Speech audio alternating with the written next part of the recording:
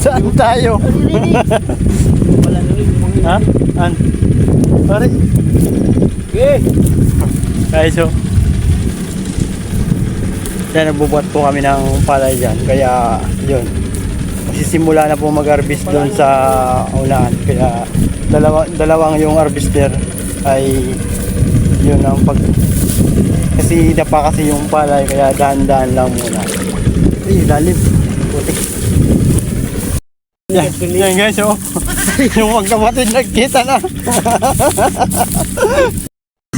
Ano boss? Nakailan sa ako na boss? Ha? Kailan sa ako ka na? Dapat. Loy na. Kailan sa ako? 30? Ano? 30 sa ako na? Dapat nga ni. Ha? 30 na siguro, no? Ay, nagpaparvest po kami dito. Kaya yun, medyo mabagal lang yung takbo ng harvester kasi ano, dapa po yung palay. Yun. Yun po yung naanin nila, oh. Dito po yan sa diversion. Wow. Kaya yung pinakang boost namin, oh. Relax lang. Kasi ano yung ano, harvester, mabagal lang kasi dapa. Kaya yun. Kasi dapa yung ano, yung palay talaga. Okay na yan basta mayroon, daan-daan lang kasi. Kaya yun, yung iba tambay doon, no?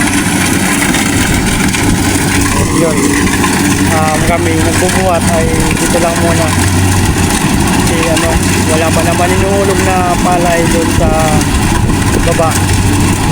Isang bagger lang naman yun kasi daan-daan lang naman. Kaya kahit mura yung palay ay okay lang yun. Napakamura ng presyo ng palay ngayon ay ano lang, 6 pesos yung isang kilo, bawat isang kilo na palay. Kaya yun, tapos yung show, dalawang harvester yung kinuha namin kasi ano, mabagal lang talaga yung takbo ng harvester kasi nga ano, dapa yung palay. Kaya medyo matagal-tagal to. Kaya yun, no, pinagdalawan na yan nila.